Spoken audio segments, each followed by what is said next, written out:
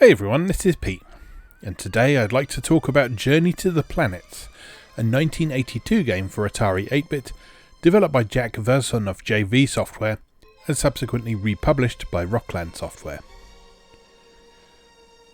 Those of you who've been following my channel for a while may recall that Verson's JV Software was also responsible for the excellent Action Quest, a highly creative adventure game that took some cues from Exidy's arcade game Venture, while incorporating its own unique features.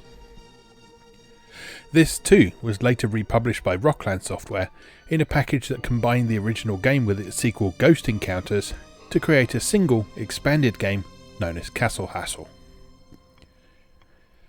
While the later re-release of Action Quest as Castle Hassle is arguably the superior means of experiencing that game today, in the case of Journey to the Planets, I'd recommend seeking out the original cassette or disc version. Roklan's ROM cartridge release of the game cuts out a few features, presumably to fit on the cartridge, and thus the cassette and disc release of Journey to the Planets represents the author's original vision and the definitive version of the game.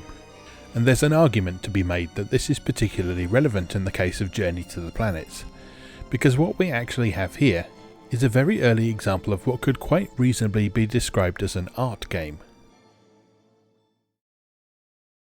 Games that are specifically designed as works of art, that is to say, games that are designed to specifically evoke emotions and feelings in the player, or to deliver some sort of underlying message in a relatively subtle manner, are generally regarded to be a relatively recent phenomenon, with many people pointing to works such as the time-travelling platformer Braid or the early walking simulators like Dear Esther as the first mainstream examples.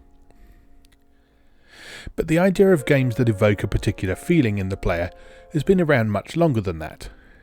There's also a strong argument to be made for 1993's classic and notoriously obtuse adventure game Myst being one of the earliest prominent examples of the style, for example. And interestingly, fans of Journey to the Planets are quick to point to the game as having a rather similar feel in terms of both gameplay and atmosphere to Myst, despite running on hardware with significantly more limited capabilities. Let's come back to that though, and start by taking a look at just what Journey to the Planets really is. In Journey to the Planets, you take on the role of a space adventurer who has found themselves in a strange and unfamiliar parallel universe. Obviously eager to get home, you enlist the assistance of the local gods, who appear to be a relatively friendly bunch. They ask for just one favour before they provide you with the help you need though.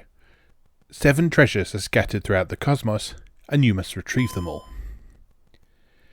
If this sounds like the setup to an early adventure game like Colossal Cave or Zork, you'd be absolutely right.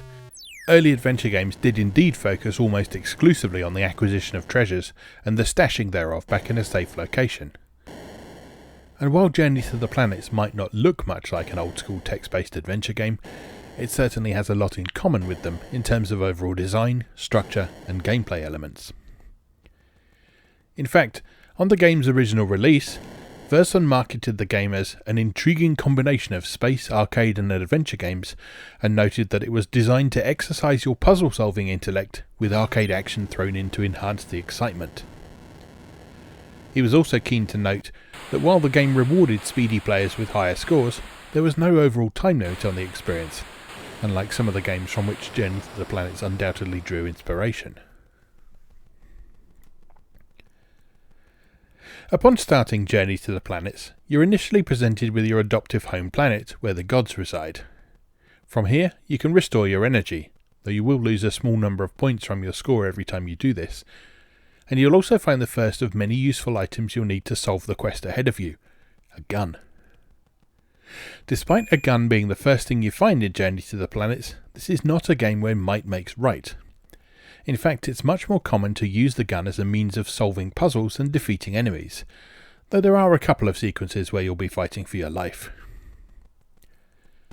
After acquiring a weapon and discovering your remarkably tiny spaceship, you'll blast off into the stars, and it's up to you to discover the 7 planets that conceal the treasures you seek. In order to locate these, you'll have to fly around the 8x8 galaxy map, using your scanner to reveal the contents of adjacent sectors until you discover a new planet. You'll also have to ensure you don't crash into one of the many comets that appear to occupy this part of space. Though thankfully these only ever appear from the right hand side of the screen, so you can usually see them coming if you're careful. Upon reaching a planet, your first task is to touch down safely. You'll need to reduce your speed enough to enter the atmosphere without burning up, and then you'll need to engage in a simple lunar lander-esque sequence to touch down on a coloured landing pad. On the original cassette and disc version of Journey to the Planets, an optional harder difficulty sometimes presents you with reversed or particularly heavy gravity during these sequences. The cartridge version meanwhile defaults to the standard difficulty. After touching down, you'll emerge from your spaceship and have to explore up to 5 screens worth of scenery in order to solve the puzzle that leads to the treasure. Each planet has a very different challenge to tax your brain, with some being considerably more obtuse than others. Probably the most straightforward is one that simply requires you to accurately shoot the enemies on each screen, then use a cannon to blast open the box that contains a diamond. Using objects is a simple matter of picking them up by walking over them, dropping them in a suitable location with the fire button, and sometimes using one object on another by carrying one over to where another sits. In the example of the cannon, you'll need to bring a torch over to light its fuse and actually fire it, for example. One of the more obtuse puzzles in the game involves a sort of combination lock, in which 2 moving blocks change colour every time you shoot them, and the combination of colours you produce with these blocks determines which object appears on another screen. You'll need to use all the possible objects that you can create in this way to solve the puzzle, though honestly the main challenge is probably determining exactly what each object is from looking at it. Journey to the Planets doesn't provide any sort of text descriptions of the objects you pick up, so you'll just have to try and figure out what each of the items are and how they might work. For the most part throughout the game this seems to make sense, though there are a couple of sequences where the logic is baffling.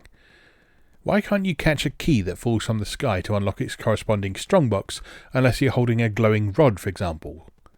No one knows, except presumably Jack Verson, but, well, it's just the way things work around here. Probably the worst example of this is the one and only time in the game where you need to push up on the joystick to make something happen. In this case, flying over a canyon on what appears to be a magic stick while holding a large rock. To Verson's credit, the manual for the game does note that usually up and down joystick directions are not required, but in special cases they may prove useful, so don't forget about them. Back in 1982 that might have been enough to get some players trying to push up or down on the joystick on every available object, though judging by the comments on Atari Mania regarding how many years some people were stuck on various puzzles in the game, I wouldn't count on it. One of the more interesting things about Journey to the Planets puzzles is how several of them make use of rudimentary physics modelling, rather than simply using one object on another.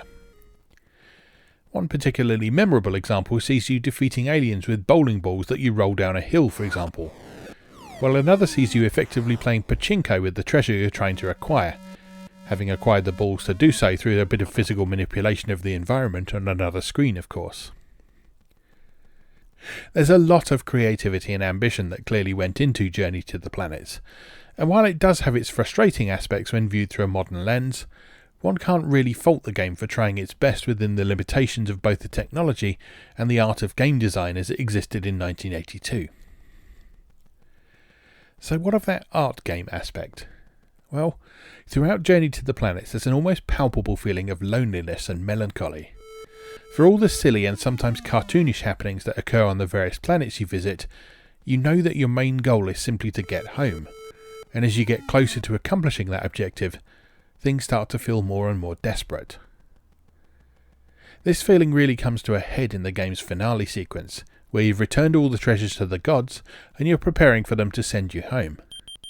But what's this? Rather than being cast back through the dimensions to somewhere near your homeworld, you're seemingly simply cast adrift in space, and your scanners don't appear to be functioning properly. Herein begins the single loneliest sequence of the game, whereby you must systematically scour the region of space you find yourself in, hoping against hope that eventually you'll stumble across a familiar sight. Have the gods tricked you and simply thrown you into the void? Or is this really the best they could do?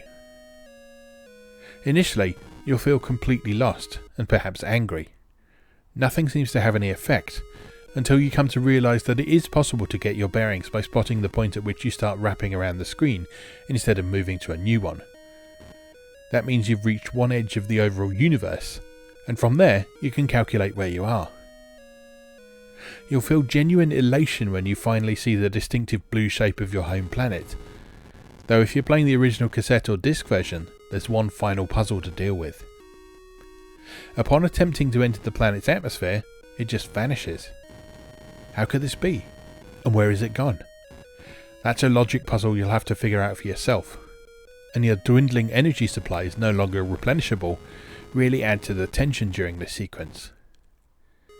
In the cartridge version, meanwhile, once you've found your homeworld, all you have to do is land safely and your journey is finally over. It's hard to say, without asking Jack Verson himself, whether or not the intent behind this finale sequence was to make the player feel well and truly cast adrift, but regardless of authorial intentions, it's really effective.